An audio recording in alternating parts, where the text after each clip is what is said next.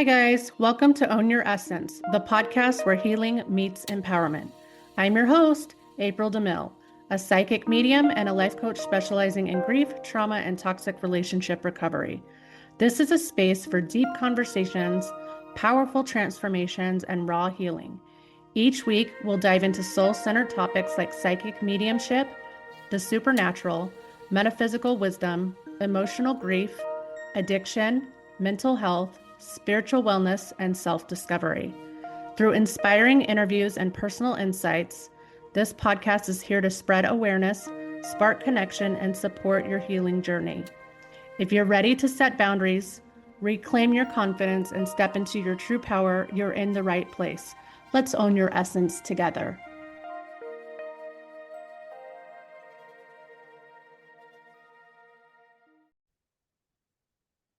Hey guys, welcome back to another episode of Own Your Essence podcast, where we get to have deep transformational conversations with some of our favorite people. I am your host, April DeMille, and today we're going to be talking to a fabulous lady. Her name is Rachel Baldock. She is a breathwork and intuitive coach, a medium, an ex-nurse, and the owner of Restorative Rach. So I'm very excited to talk to her about medium stuff.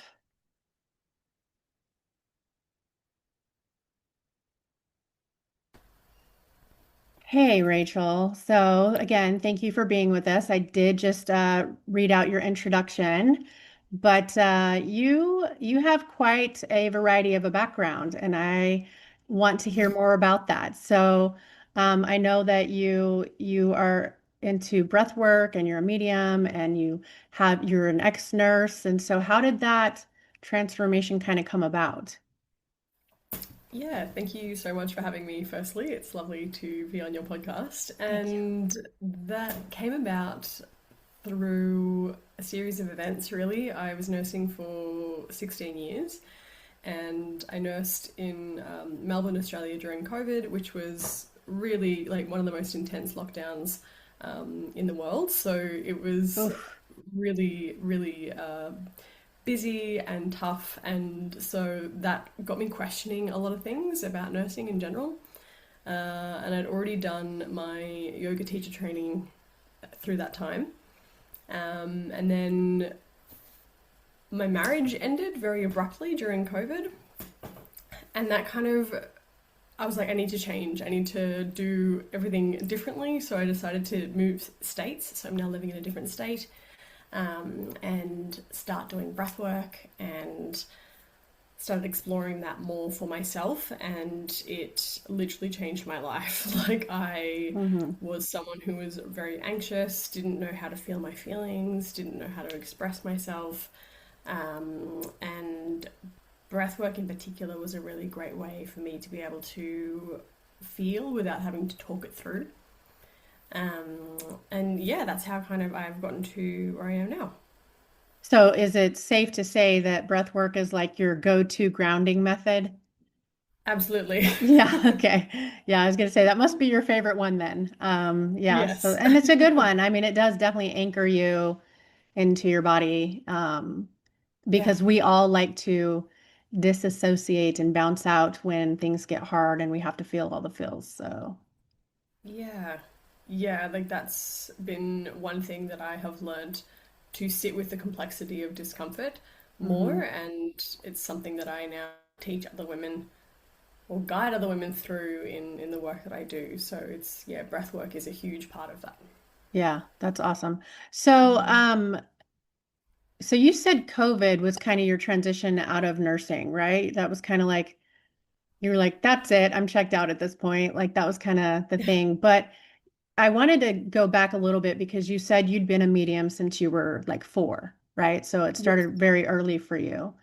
Yes. Um, can you tell me a little bit about what childhood was like with that? I definitely have some questions I would like to touch Mm. base on through that, but I definitely would love to hear a little bit about like what that looked like for you.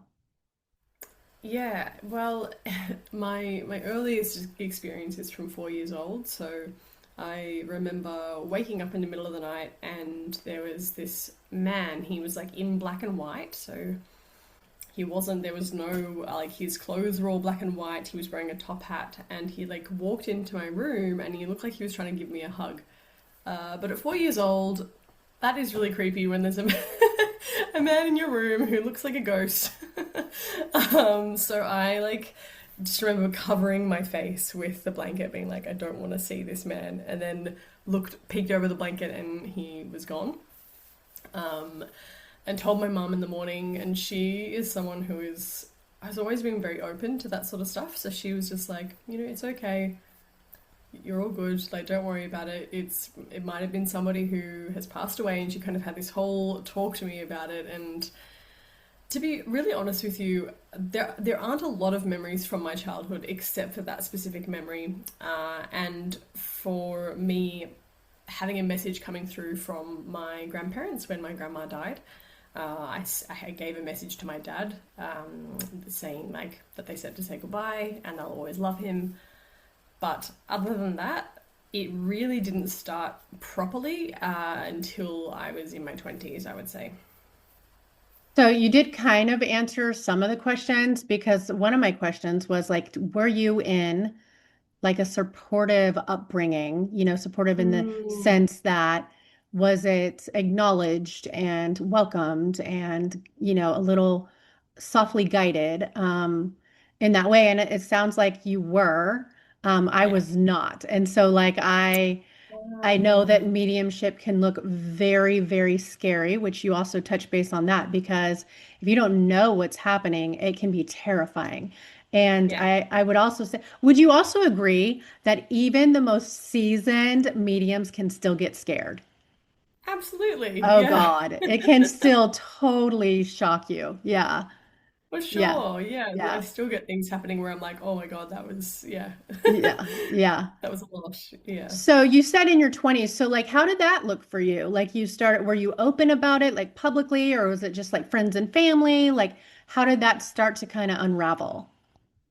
Yeah, so it got weird. Like I would wake up during the night and it was in this specific house. So perhaps the house itself was really, had a lot of people who had passed away. I don't know, but like I would wake up in the middle of the night and there would just be people staring at me. So similar to what happened when I was a kid.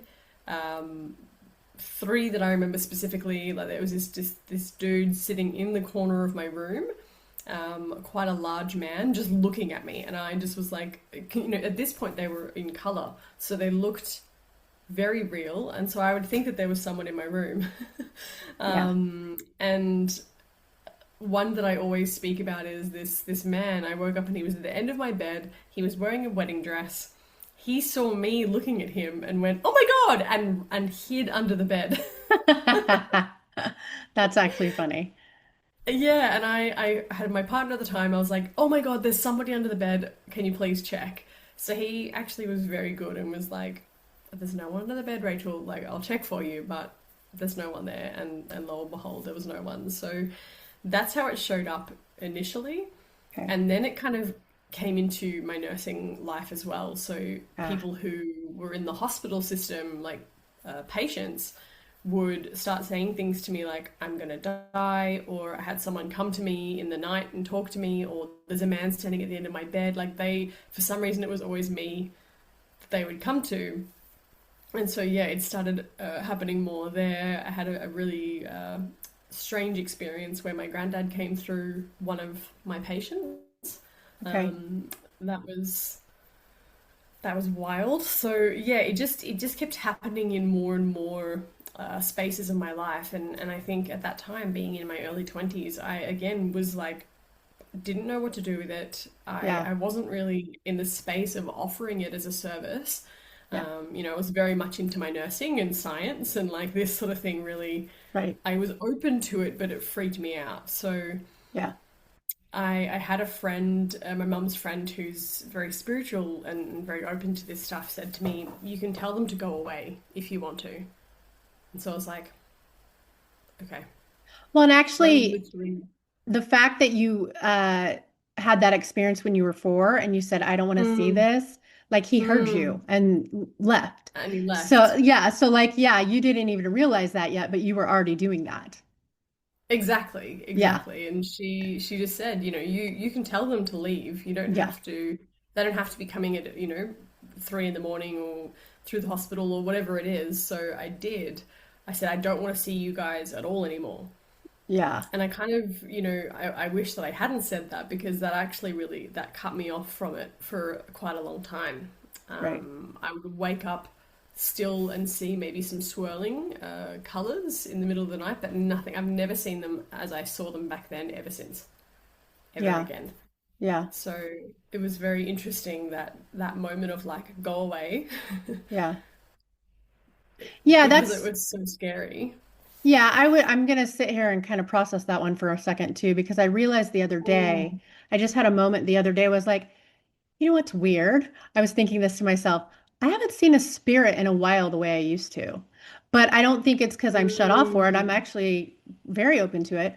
Um, but I think we go through different levels of transformation, and spirits tend to choose which ways will they'll come through most effectively, right? For So that sure. happens when you have sitters and when you have, readings and all the things, like it happens that way naturally anyway. But I'm in a Yeah. place where right now that's not serving me the best way. And so I've Yeah. noticed it and I'm like, huh, that's crazy because I'm always one like you that saw with my physical eyes.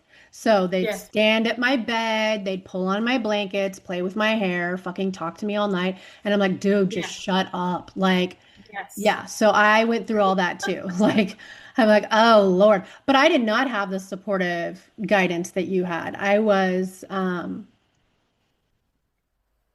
wouldn't even say I was always afraid of it. Sometimes though, it did catch me off guard and it would scare me. But like my parents, when I started to talk about it, it was more like she must have an imaginary friend. Maybe there's something mentally wrong with Right. her. And it scared them, right? Because a lot of people are like, I don't know what's fucking happening here. And so I learned to internalize it and shut it up really quick and keep it to Yep. myself. And I didn't come out publicly until I was 38. Yeah. Yeah. So like I was like, yeah, no, this isn't me. I don't want to do any of this stuff. I tried really hard to give it back as Yep. long as I could, and that didn't work either. So yeah. Yeah. That's pretty much the same as me. Like Yeah. it wasn't until, so I'm 38 this year, 2 years ago, when I did a coaching training and it opened way back up. Yeah. Like, well, actually, it was more maybe 4 years ago when my marriage ended. It started again. I started getting these messages, like inner knowings, the voice, like the talking, and you're like, "Am I going insane?" Yeah. Like, You're um, like, wait a minute. and Am I like schizo or something? I don't understand what's yeah, happening here. Yeah. exactly. Yeah, you If I do. went to the You, doctor, what would this, they this say? Yeah, exactly. yeah, this wouldn't sound good. Yeah. Yeah, exactly. um, but in this coaching setting, it was a week of like really intense training, and all of a sudden, it just completely opened back up. In terms of, I was like, why am I hiding this? Yeah. Why am I holding myself back from sharing something that's actually kind of a gift? So Mhm. I got out of the training and like openly talked about it on my Instagram, which was huge, Yeah. and was like, look, I've been able to do this since I was 4. I'm going to start offering these medium readings for people. If that's what you would like, then, it's this price and blah, blah, blah. And had an influx of people being like, oh my God, I would love one. And so it's been, yeah, 2 years of offering it as a service now, which I love Do doing. you do any like medical mediumship just because you have that background? Like, does it kind of play a big role in, just curious. Well, I love that you've asked that because I'm actually reading a book at the moment called Awakening Intuition Okay. by a medical intuitive, Awesome. and have really thought about it because it would be a really, really cool thing to do. And I do, when I'm doing my medium readings, I get a felt sense of what's happening in the person's body, Right. and can actually say to them, "Hey, I can feel that you've got this thing going on right now," and they're like, "Oh my God, yeah, that my shoulder's been hurting me for ages," and kind of. Yeah. So I guess I'm kind of already doing it in a way, but Yeah. yeah, Yeah. this book has sparked that curiosity a bit more. So there's your little confirmation that you're that you might want to keep being open to Mm. that. That's so funny. Yeah, Yeah, I love that. Thank yeah, you. no, that's good. Um, so um, let's see. Question. Are you able to talk about some of the differences between intuition and fear for people that are just now like starting their journey? They're Mm. interested in trying to kind of tap in, like, and how do we discern those differences? And how's that Oh, work for you? yeah, great question. I mean, I always say to people who I'm guiding through this sort of stuff that it's individual for everybody. Mm-hmm. Like it's going to be individual to the person, but there are like key things that are going to show you that it is your intuition talking or fear talking. Like a lot of the time, if it's fear talking, it'll be talking in like what ifs. What if this happens? What if this happens? What if this? It'll be quite loud, um, overbearingly loud.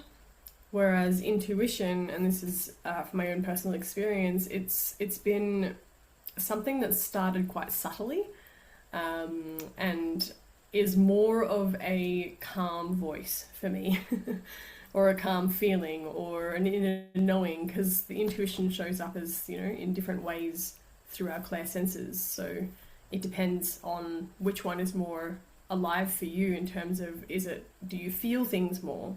Do you hear things more? Do you see, like, you just said that you see things more.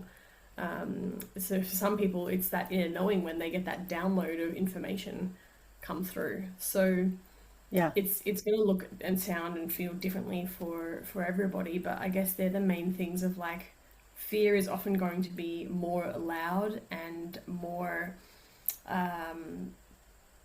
what's the word? Like it's going to perhaps even cause anxiety. Like Yeah. there are so many things. Yeah. So fear is wanting to keep you small, That's keep you actually, contained in the known. yeah, that's actually a great way to put it because for one, I think you're right. Like we all, so like I have the ability to tap into all my clairs.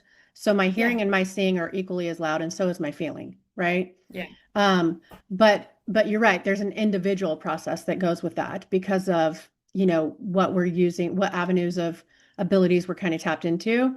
But I would say for Yeah. sure, you feel it in your body, whereas intuition is brings more peace to your body as opposed Mm, to, did I feel that in my stomach? Did I feel that in my back? Did I feel that in my head? Like, things like that. Like there's sometimes patterns attached to the fear, and you have to look at that piece too. So I mm, would agree with that. And intuition, I want to say sometimes, and again, this depends on the person, but sometimes because intuition is subtle, the first voice is your ego. The second voice is your mm. intuition, which is why they Yeah. say sit there for a second. Don't just go with your first, right? Because like, have you ever heard like when we're in school, they're like, go with your the first thought that you had when you're taking a test, right? It's always the first one, Yeah. right? But when it's intuition, it's not always the first one. So it's kind of backwards of what you get taught like in schools, because it's usually Mm. your ego that's louder and at the forefront and needs to be heard right away. And then the intuition's the second voice. Yes and no, Yes right? and Because no, right. sometimes, yeah, like sometimes, for example, if you were in an alleyway and Right.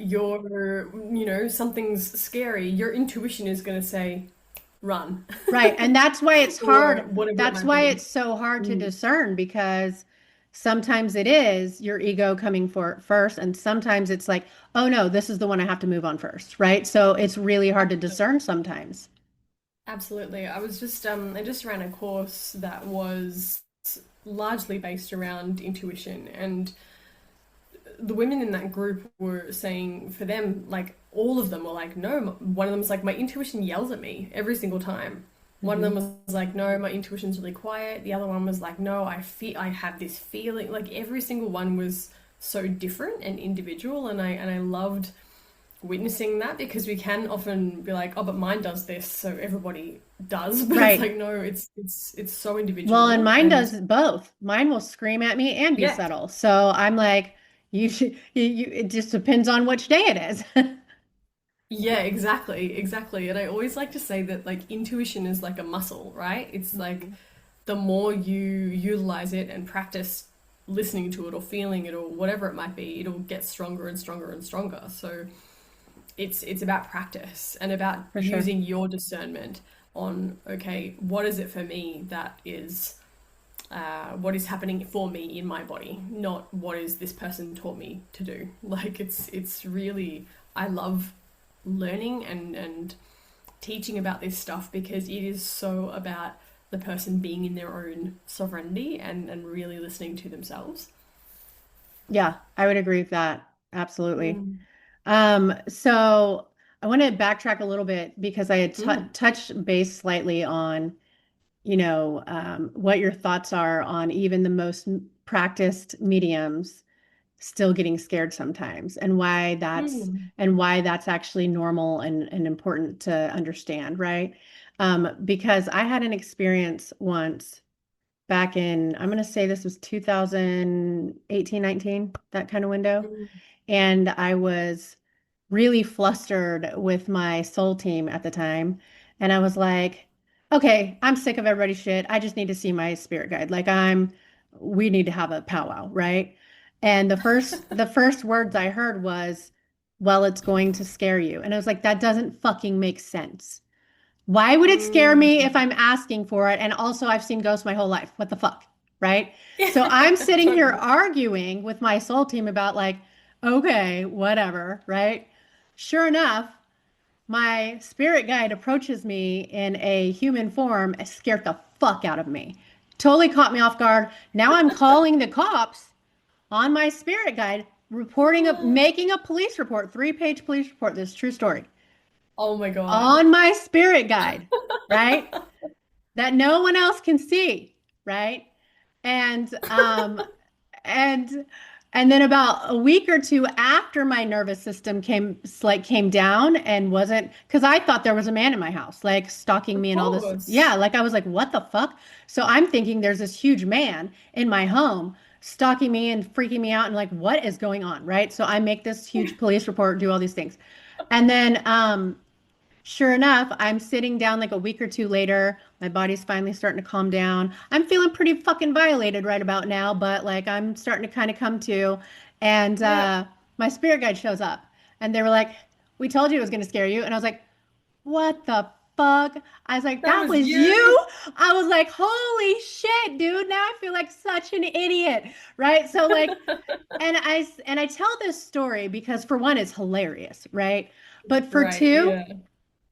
it's really important to know that when you're awakening and coming online, even though we think that we can handle it because we've had this experience or that experience, our human does still fucking freak out. And it's Hmm. completely normal. It is Yeah. completely normal. And it takes years and years and years to desensitize that human in a way. And still, you can still get caught off guard, right? No matter what. Yeah. So that's why I tell that story because there's going to be moments when you're awakening or coming online that you're going to look fucking insane. It's just Yeah. normal. It's Yes. part of the process. So I love telling that story, but I want to know if you have any other stories that are like that are just like mind blowing and like what the fuck. Oh, look. Yeah, so many. I remember when my marriage ended, it was quite abrupt, and I wasn't really expecting it, and it was a 10-year relationship, so I was really really devastated, and I was I'd started, this is definitely a part of my like awakening journey. I had started going down the rabbit hole of looking into Hollywood and looking into all of these different things and being like, oh my God, like there is some dark shit happening in the world. Like, holy crap. Yeah. And so I was in a pretty bad place, I would say, at that point. And again, I woke up during the night and there was this terrifying dark figure just like peeking its head around the corner. And it had like it had these creepy eyes. And I remember waking up and like screaming. I swear my neighbors would have heard me because I was like screaming, thinking that there was this like, I don't know, demon in my room.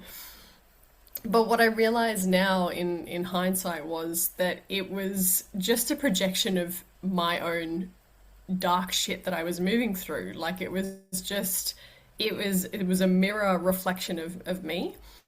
But at the time, I could not have seen that. I was so freaked out by this like terrifying figure in my room that I just was like wanting it to stop.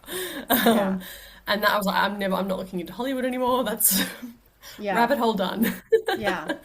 Well, that makes sense because Yeah. I remember being in a place where things were very dark. I was going through a lot of Mm, grief and a lot of anguish after a very serious loss.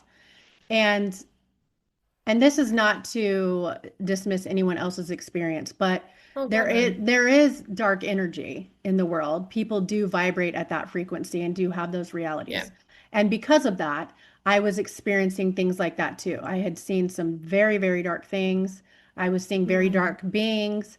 Um, and I'm not in that place. Like, I don't, it's not something that I even think about anymore. And I know how much control I have. Whereas back then, I didn't know. I didn't know I was the authority. Right. And that made the difference in what I was witnessing as well. Um, mm, but, hmm. but I will say I was going somewhere with that. What happened? Oh, no. Ah, where was I going with that? Oh, I know what I was going to say. I was going to say yes. So I will say that dark stuff does happen, and I don't want to dismiss anybody else's experience about that because Mm, it was very real in my life at one point, and it sounds like yours too. But another thing mm, I learned from my soul team was because I would see also tree spirits and other types of spirits yeah. that scared the shit out of me. Because Mm, what I learned was when they were making themselves available to me because they wanted to share their essence, their energies with me, there were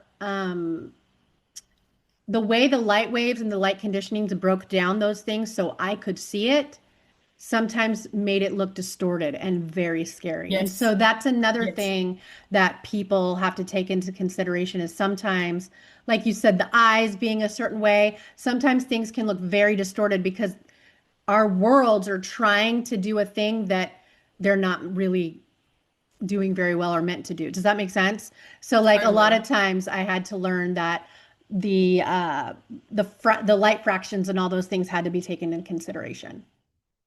Yeah, absolutely. Yeah, yeah, yeah, yeah. I would agree with that, saying that like, yeah, there are some things that I see that are I'm still processing that I believe do become distorted. Like Yeah. the faces that I am shown, I'm still figuring that out of what exactly they are, but Hmm. I do often see a lot of faces that are shown to me, and they are very distorted. But I've gotten so used to them now that it doesn't freak me out anymore. It just I'm like, oh yeah, okay, there's another face, like Yeah, I get that too. In another fact, being. that makes me want to ask you a question. Mm, So when I see when like a face just pops out at me all of a sudden and it's like right in hmm, my face, mm, and sometimes that can happen around reflections, like off of a mirror or a car window or something. It'll just like pop yeah, in real quick, and I'm yeah. like, oh God, you just hit me in the face. What the fuck?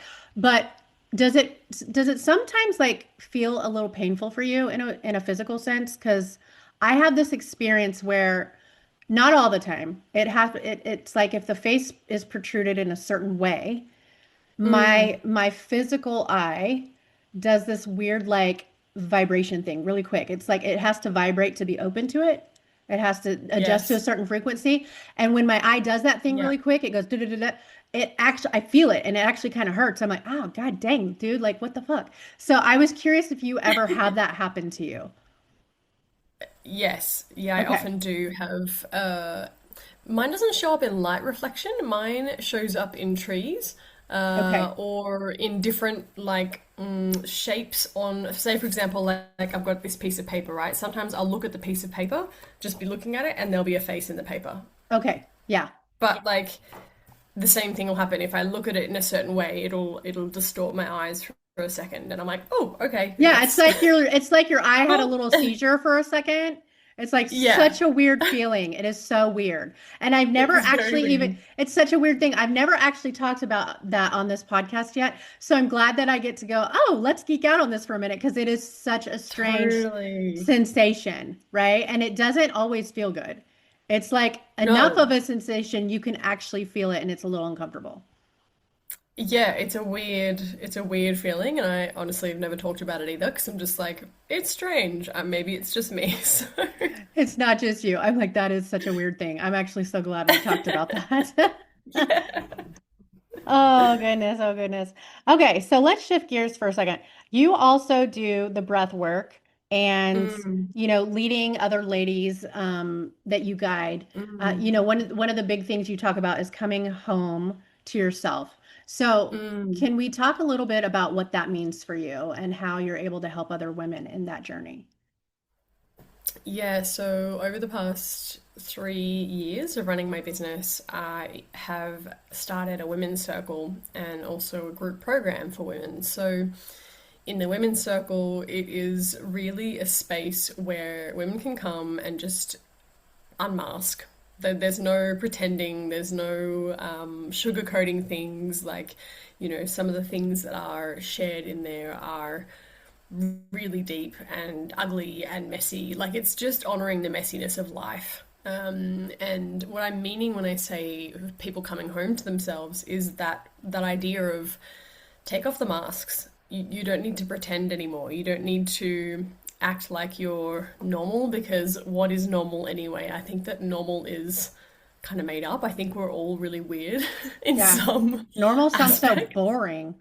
Bleh. Yeah, exactly, exactly. And so that's kind of at the core of everything that I offer in terms of the group stuff that I do and the group program. I ran it for the first time last year, and we went through. It was a 3 to 6 month journey. We went through the chakras, so we started at the root, went all the way to the crown, and then did communing with nature and the feminine archetypes and sharing. The women all shared their magic in the container, and it was just like it was profound. I've never Yeah. witnessed women just coming together, storytelling, the realizations that were happening in the space. Like I couldn't have made any of it up. Like it was just, Right. it was so beautiful. Everybody, like I learnt from them, they learnt from me. Everybody was inputting things. Like I feel like that's kind of the way it was, you know, Yeah. Yeah. hundreds of years ago. And I'm like, let's keep bringing that back. That's, storytelling and sharing and The uh, ancestral magic. yeah, being together in community with other women. There is something very, very special about that. So, Yeah. yeah. That's so cool. Do you have a favorite breathing exercise that's simple that you can share on here? Like something if somebody wants to Mm, ground themselves really quick, like do you have a go-to for that? I do, and I love talking about it because every Okay. time I say the name of it, people are like, "Oh, I'm going to remember that." So, it's scientific name is the physiological reset breath, Okay. but the name that I always give people to remember is the sniff sniff poo. Okay. Um, yeah. That's great. So, yeah, so the reason it's called the sniff sniff poo, I love this already. right, is because you're doing two like sniffs through your nose, like a, and then when you exhale, you let it out the mouth like Okay. poo. Okay. So and you do that. I often do that when I'm driving or, um, you know, if I'm feeling a little bit like I'm like, "Oh, the things are getting a lot right now." And are the sniffs more like superficial or are you pulling them down to like your tailbone? Um, no, they're quite superficial, but Okay. if you wanted to imagine like you were pulling down to the tailbone, then that's fine as well. I But they're more don't think shallow there's any sniffs. kind of yeah, Okay. yeah. It's what Okay. you're doing is that you are doing a reset of your vagus nerve. So the vagus nerve is that main two nerves that run from the brainstem into most of your major organs. Okay. And when you're doing the sniff sniff poo, it's basically doing a reset of that nerve and letting your body know that you are safe. Okay. And so it's you're bringing yourself back to like that parasympathetic rest and digest mode of your nervous system. Okay. I might have to walk around sniffing and pooing. So, Yeah, so if you see me out there doing that, don't ask questions. that's what I'm doing. That's what I'm doing. So yeah, no, that's pretty great. So Yeah. do you have any projects in the work, like anything that you're working towards right now that you're super excited about? Oh, I mean, just I'm continuing on with this group program. I ran it last year was the first time I ran it. I'm running it again twice this year, so my aim is to keep growing it. I trialed in the second half of last year doing it as an online component as well, so that we could reach more women, and it actually worked really well. So, yeah, I'm just my focus this year is really about continuing to root down the system of my business. Yeah, Um, this stuff takes time. So, yeah, I yeah, haven't necessarily got any new projects. It's more about like continuing to grow the things that I've already put in place. yeah. Well, that's perfect. Yeah. Um, I love that. So do you have any other words of wisdom you'd like to share with the audience before we hop off of here? I mean, if we're going back to talking about intuition and mediumship and all of those things that we've been talking about for most of the podcast, I would really say from experience from working with all of the women last year is really just to trust yourself. So many of the women in that group were really shocked when we did intuitive exercises on each other, how right they were. And I think that we can often second guess ourselves or, doubt, oh, this came through, was this true? And it's like, actually, you trust yourself more because the answers are already there within you. And like I said, intuition is a muscle. So Mhm. keep practicing, keep using the muscle and it will grow. Yeah, I actually would agree with that. And I'm going to piggyback on that for a second, just because Mm. I'm 46 and I've been a Are you? yeah. And so I've been a Wow. psychic medium my whole life. And I wasn't always out there with it, but I've been Mm. practicing my whole life, right? So even with Mm. that, I took a class over the weekend that help it was more forensic based, so that way you can kind of learn how to work with the law and stuff like that. So I was kind of touching base with that and seeing how I felt about it.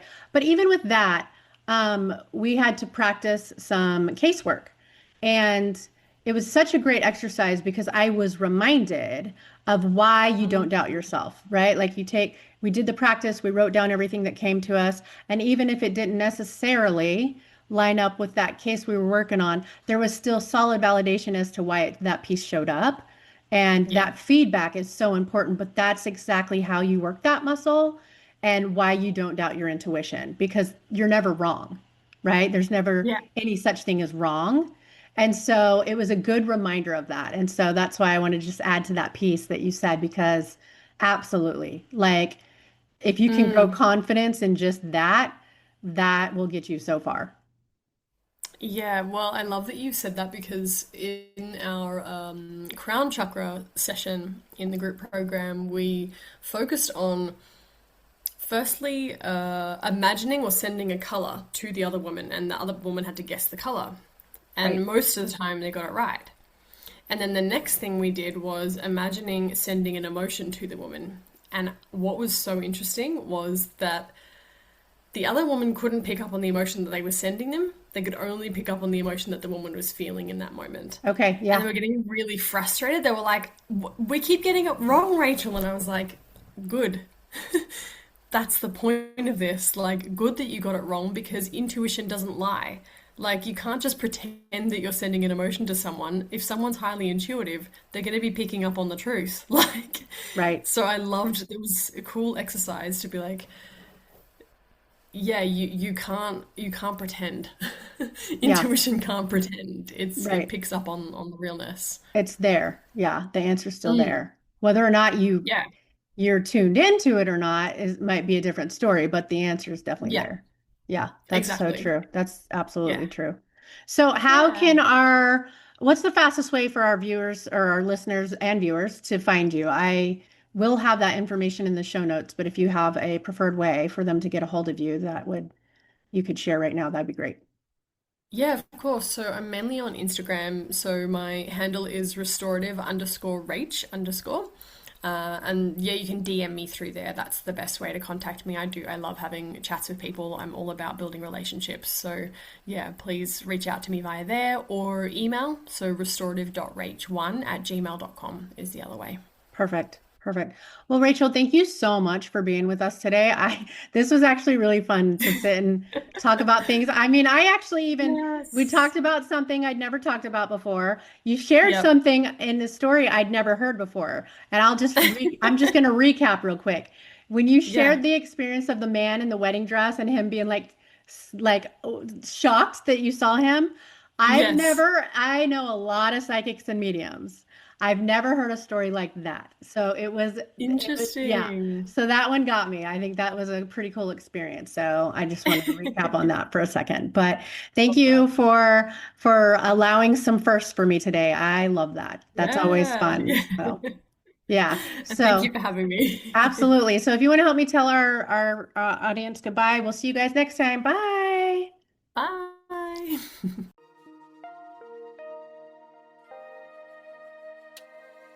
Thank you for joining Own Your Essence. I am beyond grateful to our guests for sharing their wisdom and to you, our listeners, for being part of this journey toward healing and empowerment. If today's conversation resonated with you, please feel free to subscribe, leave a review, and share this space with others who might need it. If you have questions, topic ideas, want to be a guest, or would like to work with me privately, send an email. I'd love to hear from you.